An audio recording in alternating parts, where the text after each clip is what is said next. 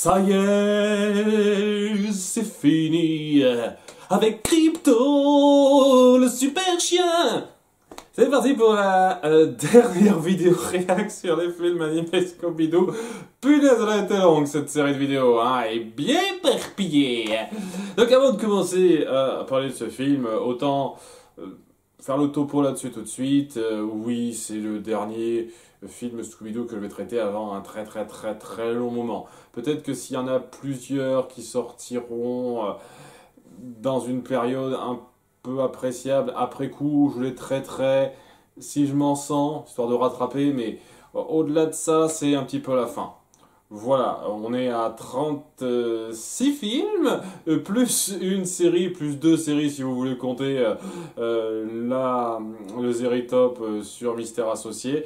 J'estime avoir fait pas mal le tour de ce que Scooby-Doo a proposé. Alors, j'aurais pu parler du film Muppet que Quasimodo World m'a fait passer, mais je vous cache pas, il m'attire pas des masses. J'ai vu quelques extraits, je m'en fous de ce film à un niveau, je vous jure, c'est pas ma came du tout. Je pourrais, si j'étais un peu maso, me regarder les 3 ou 4, 3 ou je sais plus, on va dire 3 films non animés Scooby-Doo que je n'ai pas vu, les films live action sortis après la duologie réalisée par Raja Gosnell, mais je n'ai pas envie, je ne cache pas, et c'est pas ce que j'avais envie de présenter, de découvrir, tout simplement. Je voulais voir ce que la franchise Scooby-Doo proposait en animation, et je vous cache pas que j'ai eu quelques bonnes surprises, mais globalement ça n'a jamais décollé vraiment très haut, et je suis un peu déçu que beaucoup trop souvent ça soit tombé un peu en dessous de la moyenne, quoi. J'espérais tomber sur plus de films comme Le Fantôme de l'Opéra, en fait. C'est quand même dingue de tomber par hasard sur le meilleur film animé Scooby-Doo qui vous donne envie de jeter un œil au reste pour que, au bout du compte, il n'y ait rien qui atteigne exactement ce niveau. À part le tout premier film, L'île aux zombies, qui est un classique que je connaissais depuis pas mal de temps maintenant. C'est un peu dommage. J'avais espéré avoir plus de bonnes surprises. Et j'en ai eu quelques-unes, hein. Il y a des films qui valent le coup là-dedans, mais pas tant que ça, honnêtement. Alors, enfin bref, c'était juste pour le topo à ce niveau-là. Et on va pas terminer sur un bang, on va pas terminer sur un flop non plus. Ça va être très médiocre, moyen. Voilà, voilà, vous savez tout de suite que ça va être une note autour de 10. Scooby-Doo et Crypto. Parce qu'on s'est dit dernièrement, on a envie de faire tous les crossovers possibles avec des chiens. Quand celui avec Cubitus ou Pif et Hercule. J'aimerais bien Pif et Hercule. Pardon. Donc, ok. Comment dire pour parler rapidement de Crypto, évidemment, il est dans la continuité dans toute la saga DC Comics. Et il a eu droit à une série animée qui était très médiocre de ce que j'en ai suivi, hein. Il n'y avait rien de très palpitant là-dedans, j'ai pas tout regardé. Donc, ouais, j'en attendais pas grand-chose du personnage, et j'ai eu plus ou moins ce à quoi je m'attendais en moins grotesque, même si, franchement, ce film est un peu frustrant. Et je vais en parler en détail tout de suite. Là, ça commence sur Loïs et Jimmy du Daily Planet, qui sont en train de fouiller le hall de justice, là où il y a la Justice League, et ils disent pas la Ligue des Justiciers, ils disent la Justice League. Je trouve ça... Enfin, c'est un détail, mais pourquoi pas la Ligue des Justiciers? C'est quand même une traduction directe, pas compliquée, mais bon, détail. Et c'est quelque temps après la disparition de tous les héros. Tous les héros de la Ligue des Justiciers ont disparu. Quand je dis tous les héros, on verra plus tard qu'ils sont que 6, quoi. C'est vraiment les fondateurs, et il n'y a personne d'autre apparemment. Et il se pose des questions alors qu'il fouille un petit peu ce hall de justice qui est un petit peu abandonné. Pas tant que ça, on le verra plus tard, mais ça donne l'impression qu'il est abandonné. Et il tombe sur ce qui semble être une sorte de fantôme de magma. Un peu bizarre, présentation visuelle assez forte, et ils ont un peu peur, ils fuient, et ils se disent qu'est-ce qu'il faut faire. Et c'est là que Loïs a l'idée de faire appel à quelqu'un qui pourra les aider. C'est donc l'introduction, et je dois avouer, C'est quand même assez particulier pour un film Scooby-Doo, parce que je rappelle, c'est un film Scooby-Doo, hein. C'est limite une introduction légitime à un film DC Comics, sans fioritures, sans gag de gros ou quoi que ce soit. Ça donne un peu cette impression-là, et c'était assez étonnant. Et le truc avec ça, que ça va pas poursuivre, c'est ça qui est un peu dommage. Mais ouais, première impression un petit peu intrigante. Je vous cache pas, est-ce qu'ils allaient faire quelque chose qui collerait davantage à l'ambiance type Ligue des Justiciers, mais pas tant que ça. Enfin, ça essaiera d'être un peu fidèle, mais pas complètement. C'est le truc qui est frustrant dans ce film. Enfin bon, après un petit générique bien sympa, on suit notre Scooby Gang qui arrive à Metropolis parce qu'il a été appelé par Jimmy. Voilà, et on découvrira aussi, tant qu'à faire, que Jimmy croit que Daphné est un peu sa petite copine parce qu'ils sont sortis ensemble rapidement pendant une fois lorsqu'ils étaient à une colonie alors qu'ils avaient 9 ans. Et après tout ce temps, parce que le gars quand même, il a largement plus que 9 ans maintenant, il croit qu'ils sont encore petits amis. Oui, bien sûr, bien sûr. Ouh. Et ça va amener des gags un peu grossiers. Fred qui va être jaloux l'espace d'un moment. Bon, ça se résolvera de façon assez mignonne à ce niveau-là, donc je vais pas non plus trop me plaindre. Mais ouais, ces détails à la con, ça aurait mérité d'être mieux géré ou même pas inséré, quoi. Ça servait à rien. C'est juste parce qu'il fallait créer un tout petit peu de dynamique comique autour de nos personnages et donc on force des trucs comme ça et je trouve ça un peu gros. Il y a aussi un truc qui me fait très bizarre, c'est peut-être moi qui n'ai pas fait gaffe à ça, mais c'est moi ou elle est bizarrement bronzée dans ce film, Daphné? N'y voyez aucun mauvais sous-entendu, s'il vous plaît. Je parle vraiment d'une teinte de bronzage, hein. On dirait vraiment qu'elle est bronzée bizarrement. Genre, elle a fait une mauvaise séance d'UV, elle est ressortie à moitié orange, et ça passe pas des masses pour moi. Peut-être parce que je suis daltonien, c'est pas impossible hein, que ça joue, mais finesse, ce qu'on a fait avec la teinte du personnage était très bizarre en termes de colorimétrie. Pour moi, ça s'est tellement pas passé, ça. Et donc, c'était difficile à suivre visuellement, cette partie-là, lorsqu'elle était présente sur l'écran. Je sais pas. C'est un truc un petit peu bizarroïde. Enfin, c'est juste pour dire, quoi. Ah, maintenant que c'est dit, ils arrivent à Metropolis, et lorsqu'ils sont là-bas, ils se rendent compte que c'est du grabuge, hein. Il y a des tas de méchants, surtout de la Legion of Doom, qui foutent le bazar. Giganta, pour commencer, le Joker et Harley Quinn. Harley Quinn, pour lequel Fred a un penchant l'espace de 10 secondes. On rejouera plus jamais là-dessus ou quoi que ce soit. C'est juste, tiens, il fait partie des nombreux gars qui ont un peu envie de se la taper. À peu près ça, j'ai envie de dire. Ok, c'est censé représenter les fans, on va dire. Ensuite, il croise Solomon Grundy. Et après, Zod. Zod et ses deux larbins, c'est-à-dire quand même des Kryptoniens qui veulent complètement dominer, gouverner la planète et qui sont hyper dangereux. Puis Brainiac, rapidement, il est là comme ça. Et c'est là que j'ai commencé un tout petit peu à avoir quelques petits soucis, c'est que vous traitez ces méchants-là comme un petit problème de décor. C'est-à-dire qu'ils foutent du grabuge, ça ennuie les gens qui sont pas bien, etc. Mais voilà, c'est genre la racaille du quartier qui fait chier le monde. C'est ça le principe. Et autant, moi je veux bien comprendre ça pour Giganta ou le Joker. Je peux comprendre cette approche plus légère, limite Grundy. Mais Zod et Brainiac, non. Non, non, non, non, pas une seconde là, vous vous foutez de ma gueule. Fallait prendre quelqu'un d'autre que ça si vous vouliez appuyer les racailles qui emmerdent un petit peu le monde, quoi. Vous aviez des tas de possibilités dans tous les méchants possibles de DC. Pourquoi vous avez pris ça? Vous auriez pu prendre, je sais pas, Toyman. Toyman, ça passait nickel si vous vouliez juste faire ça. Par exemple, pas Zod. Merde.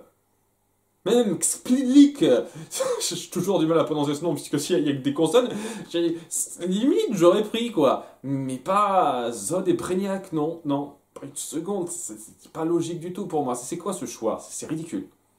D'autant plus que c'est juste là pour dire qu'il y a du grabuge, hein. Ils joueront aucun rôle particulier à part Grundy un tout petit peu, on verra plus tard, mais on s'en fout d'eux, ils sont juste là pour le décor, ça aurait pu être n'importe qui d'autre à leur place. Donc ouais, j'ai quelques petits soucis avec ça, je vous cache pas, hein. Mais oui, je vais en avoir quelques autres des soucis. Donc, il y a notre groupe qui arrive au Daily Planet où il y a Loïs qui se présente, nos personnages se présentent également et on a ce gars qui m'a pas mal fait tiquer. Et vous, vous êtes qui? Oh, on ne se connaît pas, je crois. Qu'est-ce que vous racontez? Vous voyez pas que c'est... Oh, Vera! Pas vous, s'il vous plaît. J'en ai ras le cul de ce gag. On n'arrive pas à reconnaître quelqu'un qui enlève ses lunettes. Nous sommes stupides. Et quand les gens font ça de façon exagérée pour la blague, limite, je peux l'accepter si à côté ils savent passer outre et ne pas juste en tenir trop rigueur au film pour ça. À l'univers pour ça, mais si c'est vous-même, votre univers précis qui se moque de lui-même sur ce point-là, en disant ah nos personnages sont tellement débiles qu'ils ne voient pas quelqu'un derrière ses lunettes, c'est insultant. Je tiens à préciser ça parce que j'en ai déjà parlé dans une vidéo il y a longtemps, mais ce n'est pas complètement stupide. Bien entendu, ça aurait mérité d'être un tout petit peu mieux travaillé, visuellement parlant, mais le principe, c'est pas juste que lorsque Clark enlève ses lunettes et devient Superman, il enlève juste ses lunettes. C'est un changement de costume, d'habit complet et d'attitude. Il n'a pas du tout la même attitude et il renvoie pas la même chose lorsqu'il est Superman. Et c'est pour ça que les gens vont pas faire le lien direct entre eux, parce que c'est plus qu'une paire de lunettes. Vraiment. Clark, c'est le reporter un petit peu maladroit et effacé. Et c'est pour ça que on fait pas trop gaffe à lui et on n'imagine pas une seule seconde que quelqu'un qui a cette personnalité-là pourrait être Superman. Cet ange de métropolis qui irradie de puissance, de confiance en soi et de bonté. C'est pour ça qu'on s'imagine pas une seconde que ça peut être les mêmes. Même si c'est clair que si quelqu'un voulait être tatillon et voulait faire des recherches poussées en étant soupçonneux sur n'importe qui serait capable d'être Superman, il pourrait faire le lien, évidemment. Mais résumer ça à « Ah, ces lunettes, c'est complètement débile », je suis désolé, je trouve ça petit. Pour se marrer rapidement, ok, mais si c'est le matériau lui-même qui se moque de lui-même pour ça, ça m'irrite. Voilà. Excusez-moi pour cette grosse parenthèse qui n'a rien à voir avec quoi que ce soit, c'est juste une blague rapide de l'épisode, mais ça m'a irrité ça. Je vous cache pas, c'est la blague qui m'a irrité dans ce film. Bref, ils leur font le topo, la Ligue des Justiciers a disparu, on sait pas comment, et à cause de ça, c'est un peu le bordel en ville, mais on continue nos activités comme si de rien n'était, hein. Et après coup, on fera comme si les méchants, c'est juste, voilà, du décor, quoi. C'est un peu chiant, mais on fait avec. Ce serait cool quand même qu'ils se barrent un petit peu, hein, parce que les racailles, c'est pas sympathique, mais je suis désolé, non, je sais pas, bref. Donc, il y a notre groupe qui décide de partir enquêter au fameux hall de justice, où ils vont rencontrer deux faux suspects ultra évidents. Ça aurait été tellement grossier que ce soit l'un des deux, mais autant en parler rapidement. Il y a une vendeuse de frites qui est pas trop contente parce qu'elle vend des frites à proximité du hall de justice et les justiciers la voient pas très bien pour ça.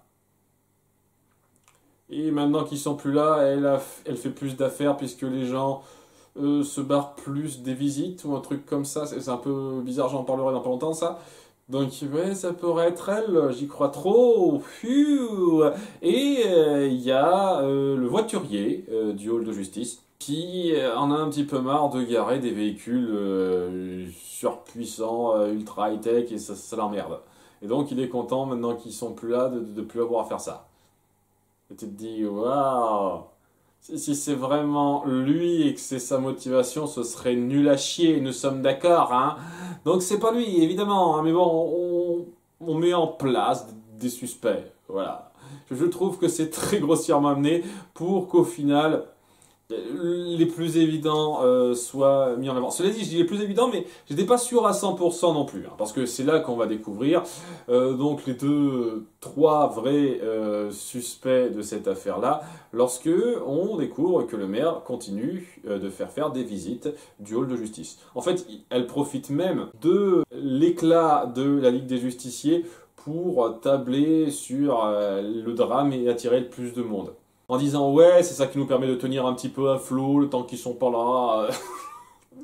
Waouh! Et il y a beaucoup de gens Ils sont prêts à payer pour ça, mais le problème c'est que il y a ces apparitions fantomatiques qui leur font peur, et donc à cause de ça, le tourisme est plus aussi bien qu'avant, et on se fait pas beaucoup de fric, et ça joue comme si ça faisait vraiment des plombs qui étaient partis, genre au moins 1 ou 2 semaines minimum. Bref, Madame le maire est une potentielle suspecte, mais le suspect le plus évident arrive, c'est-à-dire Lex Luthor, accompagné de sa conductrice assistante Mercy, qui est assez débordée, et de son chien Rex, qui met un tout petit peu en avant, qui voudrait racheter le coin, il est prêt à tout faire détruire, parce qu'il voudrait un tout petit peu améliorer le coin, en se disant que maintenant que la Ligue des Justiciers est plus là, je peux en profiter.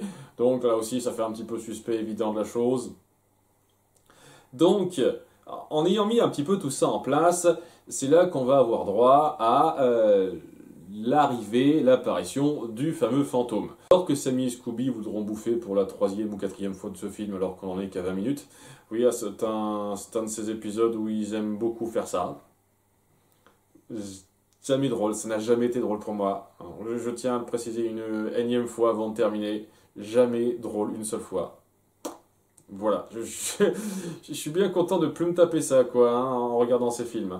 Donc, il tombe sur le fameux fantôme qui leur apparaît, et très vite, dans la façon de se comporter, tu sens qu'il y a quelque chose qui cloche. Il y a quelque chose d'un petit peu bizarre qui se trame, et j'ai tout de suite vu venir la révélation par rapport à ça. J'avoue que c'est pas très surprenant, ce film-là. Et donc... Alors qu'ils fuient un petit peu, il y a Sammy et Scooby qui vont être laissés un petit peu derrière et qui vont être sauvés par Crypto, qui va enfin arriver après 25 minutes d'épisode. À peine mentionné jusqu'à présent, on va peut-être un tout petit peu commencer à le mettre en avant celui-là. Ce serait pas plus mal. Et alors que tout le monde s'enfuit, il ne reste plus sur place que notre gang, Sammy, Scooby, Crypto, et on verra plus tard nos suspects principaux à l'intérieur, puisque Crypto a engagé une procédure de confinement qui fait que plus personne ne peut entrer ou sortir. Étant donné qu'on a affaire à des espèces de fantômes qui peuvent passer à travers la matière, je trouve que ça ne sert pas à grand chose de ce que vous en savez, mais bon, si ça vous fait plaisir les gars. Mais on va aussi découvrir qu'ils sont pas seuls ici. Alors bon, il va y avoir nos personnages qui vont découvrir que Crypto est là, il va y avoir un petit peu de gag autour du fait qu'ils ne savent pas tout de suite que c'est Crypto. Il y a Sammy et Scooby qui savent que c'est un super chien, les autres ils n'y croient pas tout de suite, et il va y avoir un peu le côté assez drôle que j'aime bien. La caractérisation de Crypto est pas dégueulasse. Bon, elle casse pas la baraque, elle n'est pas dégueulasse, parce que c'est un chien qui ne parle pas. Disons que, étant donné que je suis habitué, enfin, je connais quasi surtout la version du dessin animé sortie début des années 2000, ça me semble, où il parlait.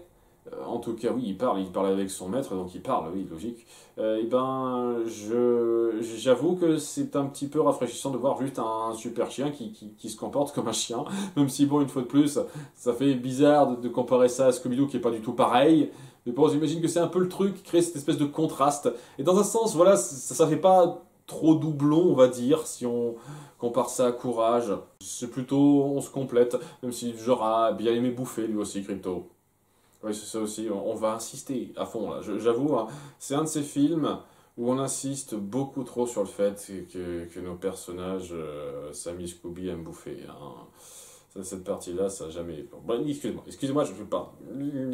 Dernière fois. Donc, alors qu'ils se prenaient un petit peu à l'intérieur, ils vont découvrir qu'il y a d'autres personnes qui sont un peu piégées avec eux. D'une part, Lex Luthor et son chien Rex, hein, et qui a une sorte d'animosité, si j'ose dire, avec Crypto, puisqu'ils ont un passif, etc. Et donc, il a ce côté très cassant envers eux, parce qu'il les aime pas des masses, mais il va quand même un petit peu les suivre. Ça va être un peu leur 6e, enfin 7e larron dans cette histoire de façon forcée, et il y a quelques bonnes interactions que j'apprécie. On le ridiculise un petit peu, mais pas à un niveau trop abusé, j'ai envie de dire. On appuie le fait qu'il a tendance à se perdre un petit peu dans le coin. ce genre de choses, mais c'est pas non plus un niveau trop ridiculement stupide ou insultant. Donc je peux apprécier ça. Va donc y voir notre groupe qui se séparera en 3 parties. D'une part, Vera et Lex Luthor, avec son chien, donc voilà, elle prend tous les dangers, celle-là, pour montrer qu'elle est trop supérieure à lui en termes de décodage ou quoi que ce soit.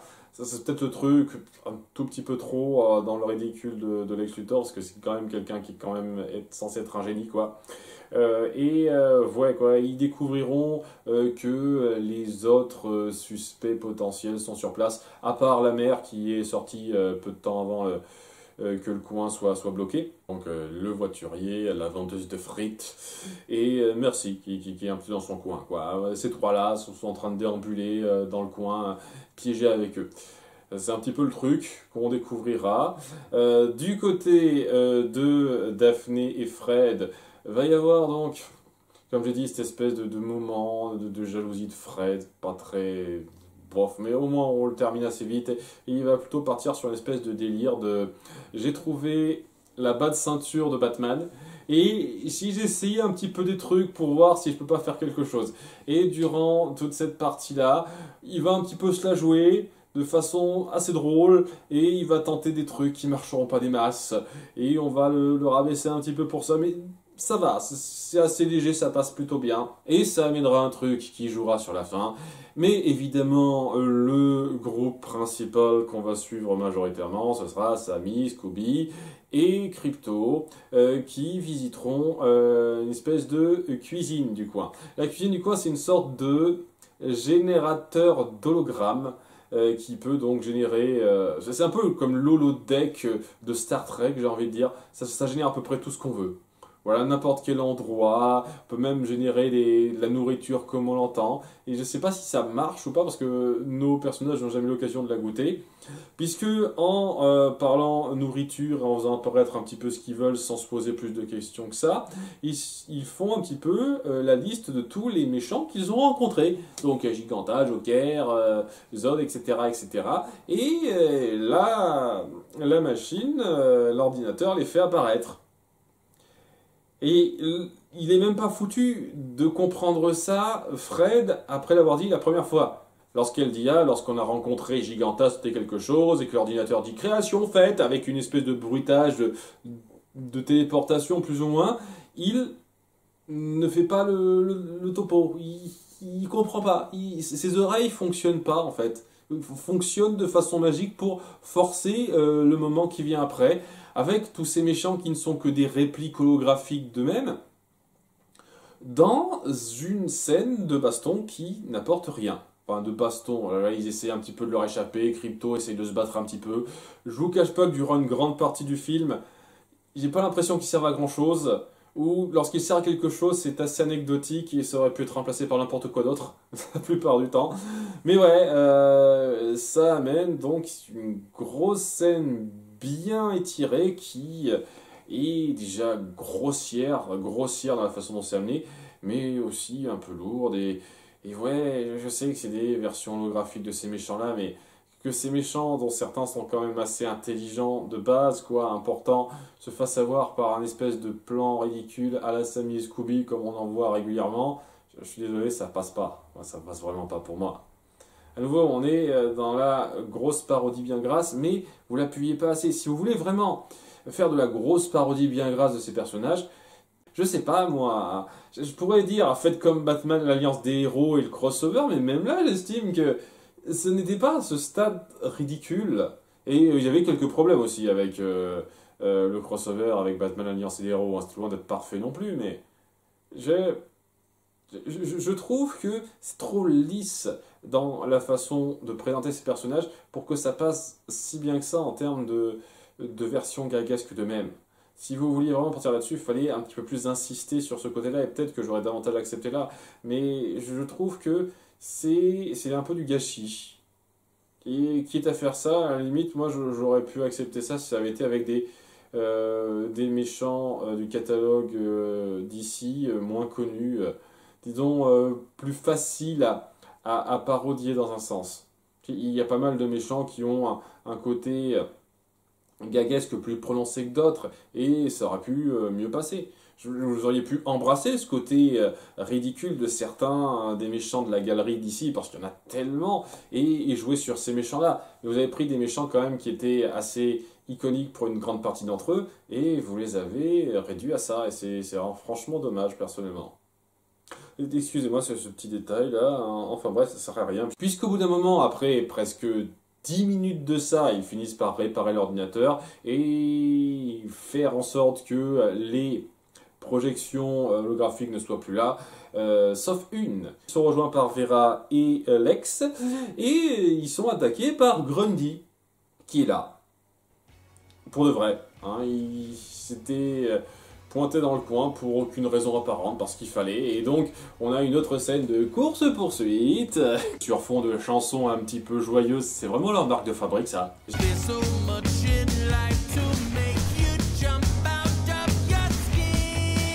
J'imagine qu'il faut vraiment accepter de voir ça comme une blague récurrente du truc. Ok. Et c'est pas dégueulasse cette poursuite, dans le sens où on se permet de faire pas mal de références assez rapides et sympathiques à beaucoup d'éléments de l'univers d'ici qui m'ont plu. Vraiment, entre les costumes, les différents objets mis en avant, etc. etc. C'était cool de voir que vous pensez un tout petit peu à ça, hein, même si c'était très rapide. Donc une fois que c'est passé, il y a Solomon Grundy qui a mis la main sur Scooby-Doo et sur Crypto, hein, parce qu'il est fort à ce point, mais qui disparaît comme ça sans qu'on comprenne pourquoi. Quel est ce mystère? On finira par l'expliquer après coup. Mais après que tout ça soit fait, on a d'autres apparitions fantomatiques, et cette fois, pas qu'un seul, ils sont plusieurs. Oh mon Dieu, mais qu'est-ce que ça veut dire? Et c'est là que Daphné, en voyant une dernière preuve, finit par comprendre ce qui se passe. Et met en place un piège avec tout le groupe et Crypto, dont c'est apparemment l'idée. Je sais pas comment ils ont compris que c'était l'idée de Crypto de faire ça, j'ai pas des masses compris. Honnêtement, comment on s'est dit ça, je ne sais pas trop, puisque c'est un chien qui ne parle pas, quoi. Il peut écrire, peut-être. Peut-être qu'il a pris sa truffe, un petit stylo, et il suivait ça, je ne sais pas. Enfin bref, le plan, c'est de faire croire à Lex Luthor et quiconque les observerait qu'au bout du compte, tout va bien. En fait, les fantômes, c'était juste des petites races résiduelles à la con, peut-être des lucioles, des trucs comme ça, on s'en fout. La Ligue des Justiciers, elle n'a jamais disparu. Elle est juste partie s'occuper de quelque chose ailleurs, pendant au moins une semaine ou deux. Parce que j'aurais dit, ça fait quand même pas mal de temps qu'on essaye d'appuyer depuis cette disparition quand même. Voilà, et ils espèrent faire croire à Lex Luthor que c'est plausible. Je sais pas comment. Ou alors c'est juste pour l'énerver un petit peu, dire « Ah, c'est bon, il n'y a pas de problème. Tout va bien, ça va pas tarder à aller mieux. On peut faire en sorte que votre plan pour démolir le coin en rachetant ce hall-là, il ne marche plus, puisque la Ligue du Justicier n'est pas parti. Oh là là, oh mon Dieu, ça va pas bien se passer comme ça. » Et c'est là qu'il y a une autre apparition de ces fantômes, et que notre groupe, après une espèce de piège qui est pas super clair, parce qu'on essaye de mettre en place qu'il y a une autre présentation, qu'il y a d'autres personnages en utilisant le système holographique, mais comment la vraie méchante aurait pu ne pas le percevoir, ça? Pourquoi elle rentrerait directement dans le jeu, quoi? Elle n'a pas fait gaffe à quoi que ce soit, je sais pas trop. Parce que voilà, elle va faire apparaître d'autres fantômes pour la troisième fois, pas tant que ça au bout du compte, et on découvrira qu'il s'agit de Mercy. Mercy qui s'est cachée et qui ne travaillait pas exactement pour Lex Luthor. En fait, elle en avait un petit peu marre qu'il se soit assagi, entre guillemets, qu'il se soit un petit peu perdu dans sa vilainie, on va dire, et qu'il n'avait plus autant d'ambition, de puissance qu'avant, quoi. Entre son bref instant en tant que président et la création de la Legion of Doom, et il y a un truc qui s'est perdu pour elle, et elle voulait faire en sorte d'être un nouveau super méchant en s'occupant de la Ligue des Justiciers et en clamant cet endroit pour elle. Ouais, sacrée ambition, ma grande. Elle a donc réussi à capturer toute la Ligue des Justiciers, à elle seule, en utilisant ce capteur de zone fantôme. Elle les a tous emprisonnés comme ça. Et donc, les apparitions fantomatiques qu'on a vues, c'était juste notre Ligue des Justiciers qui se manifestait lorsqu'elle baissait un tout petit peu, un peu la fréquence du truc, sans la libérer, évidemment. C'était ça, le truc, et j'avais un peu compris. J'étais pas à fond sur la zone fantôme, c'était peut-être autre chose que la zone fantôme, hein. J'ai pas vu directement la zone fantôme, mais c'était clair et net que c'était ça. Et je voyais assez facilement Mercy être derrière tout ça. Le truc qui m'a un peu surpris, c'est que y a Lex Luthor qui dit haha, j'avais un peu prévu le coup, c'est-à-dire que Mercy ils n'étaient pas du tout au courant et j'avais prévu le coup, je me doutais que vous feriez un truc comme ça et j'ai fait en sorte de rebondir dessus en fait. Maintenant qu'ils sont plus là, je profite du truc et je vais pouvoir prendre possession de cet endroit et en faire un super gratte-ciel. C'est ça, et ok. Ça donne un peu l'impression que le mec rebondit sur ce qui s'est passé en faisant genre je savais ce qui se passait alors qu'en fait pas forcément. Ça se passe comme je l'avais prévu et maintenant que j'ai piqué cet appareil à zone fantôme et que j'ai le destin de la Ligue des Justiciers entre mes mains, je vais pouvoir faire en sorte de détruire le coin avec mes tractopelles Transformers qui ont de la kryptonite sur elles. On sait jamais, il avait prévu Crypto. Il savait que Superman n'était pas là, mais il savait... Il a quand même prévu pour ça, donc il a prévu pour Crypto, hein. C'est à peu près le seul truc pour lequel ça servait à quelque chose que Crypto soit là. Et ouais, je sais pas, j'ai un peu de mal en fait avec cette idée-là. Le plus intelligent pour moi, ça aurait été qu'ils œuvrent ensemble, tous les deux. C'est-à-dire Marcy travaillerait dans son coin et ils seraient tous les deux le coupable. Alors bien entendu, ce serait évident. D'ailleurs, je trouve que ça reste évident, quoi. Et surtout que, à la limite, si on crée une vraie scission entre Mercy et Lex, mais maintenant qu'il a dévoilé son plan ultra machiavélique, t'as vu, je suis encore un grand méchant de l'ambition, etc. Eh ben, Mercy, elle est à fond avec lui maintenant. Ah, c'est super, je suis avec vous, patron. Wow, on est de nouveau un couple. Ça, c'est un truc qui m'a toujours un tout petit peu frustré dans toutes les itérations de Lex Luthor et de Mercy que j'ai vues. À aucun moment donné, il y a une concrétisation réelle. Je sais pas, ça aurait été cool à un moment donné de montrer un truc, quoi. Ça se sent qu'il y a une attirance, en tout cas au moins d'un côté, mais ça aurait été cool de montrer ça aller un cran plus loin. Bon, c'est pas avec ce film que je m'attendais à ce que ça aille très loin, mais c'est juste une remarque comme ça. Et donc, voilà, c'est le grand combat final où ça pète de partout, tout le monde fait sa petite contribution. Et il y a des trucs qui sont bien, d'autres un petit peu moins. Bon, déjà, je suis pas super méga fan de certains bruitages.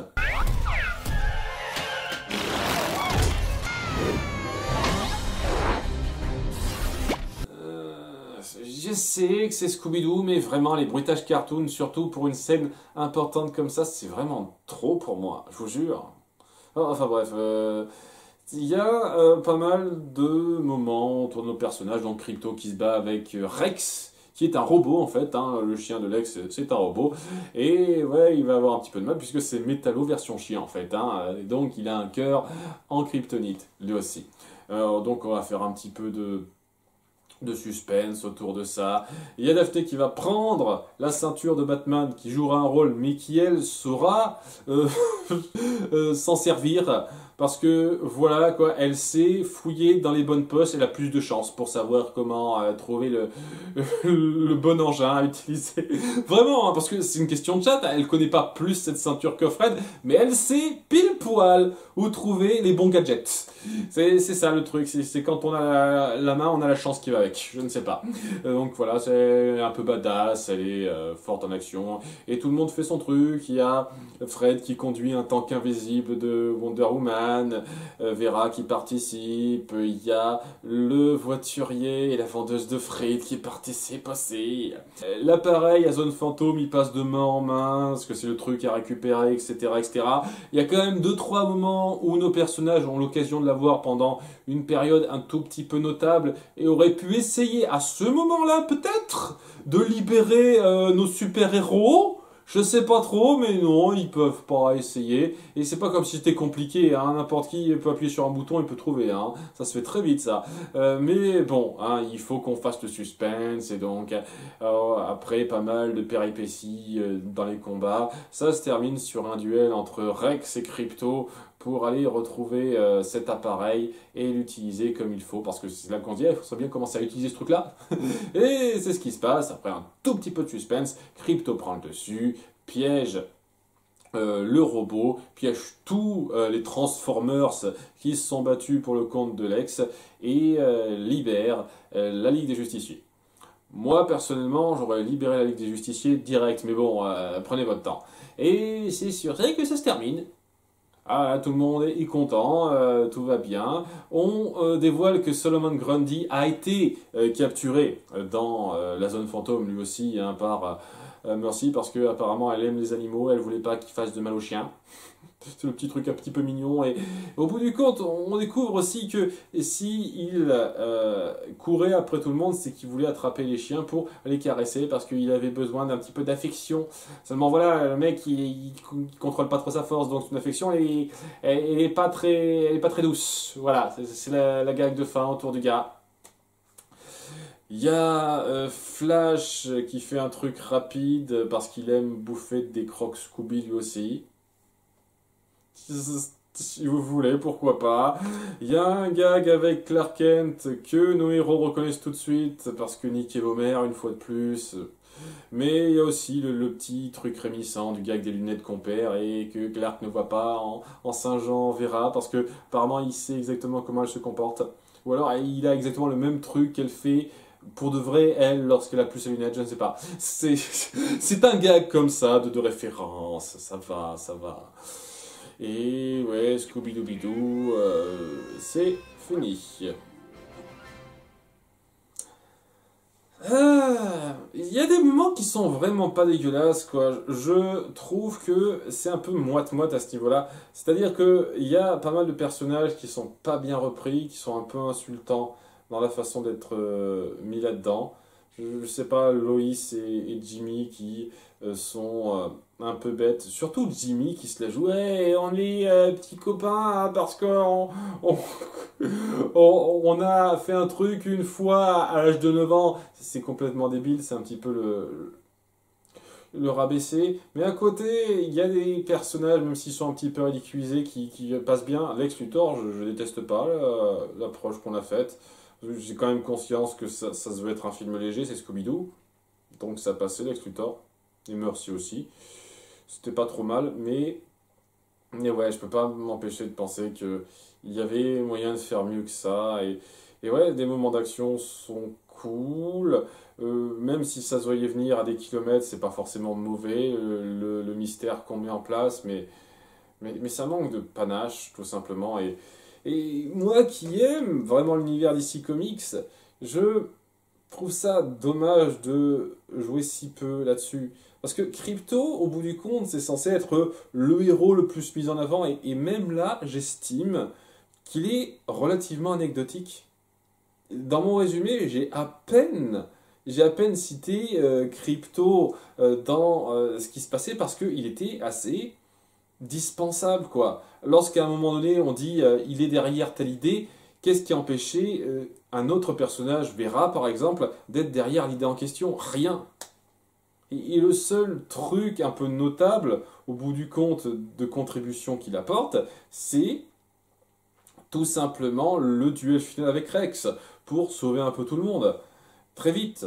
Et à ce moment-là, ok, oui, c'est quelque chose, mais c'est assez juste, et j'estime qu'il y avait moyen de faire quelque chose de plus proéminent que ça, en fait. Et qui a plus de sens que ça dans le déroulé que ce qu'on a fait avec lui, ce qui fait qu'il était anecdotique pour moi, Crypto, dans ce film.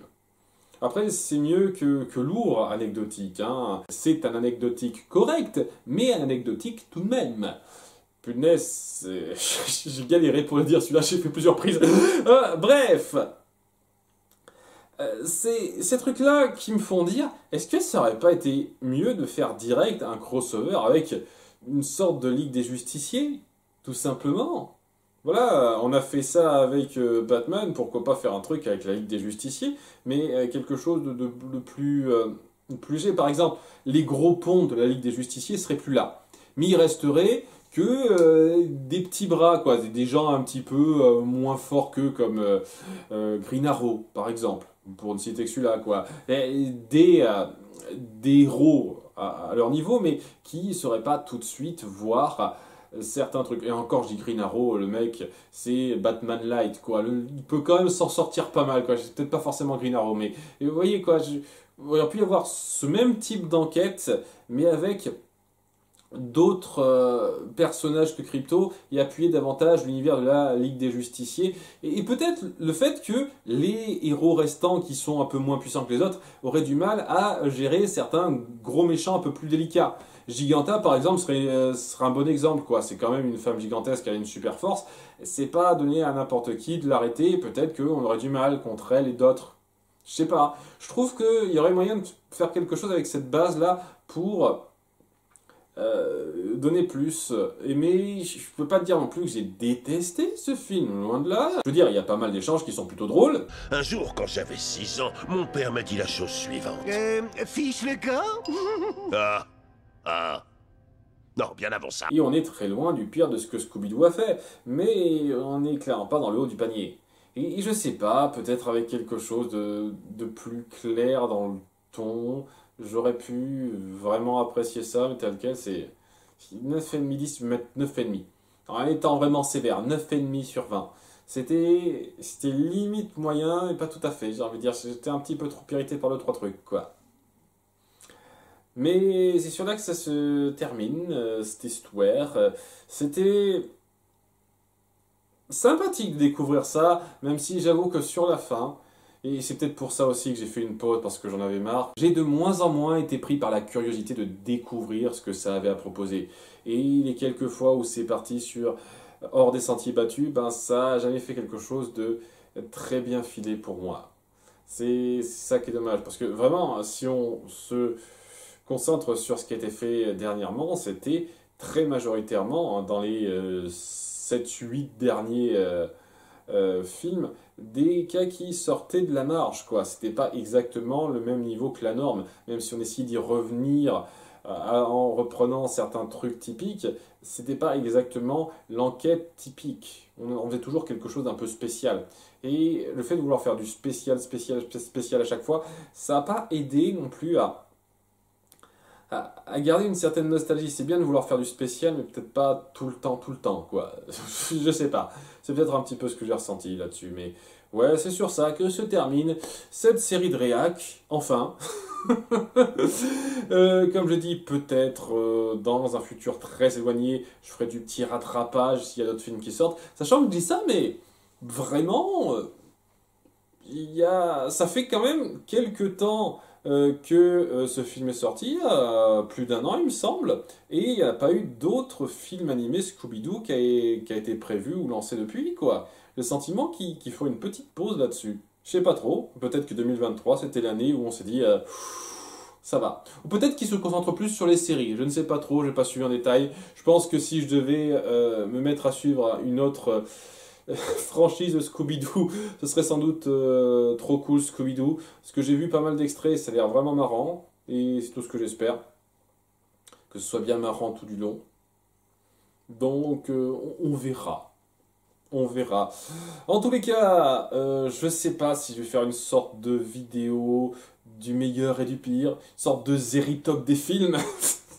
C'est envisageable, je ne sais pas si je le ferai, on verra un petit peu si ça vous intéresse ou pas, parce que je sais que dernièrement, c'est pas non plus les vidéos les plus regardées que je fais. Donc, j'espère que ça vous aura plu. À bientôt, donc on va reprendre la semaine prochaine, si tout va bien, les réacs sur le Prince des Dragons. Au revoir!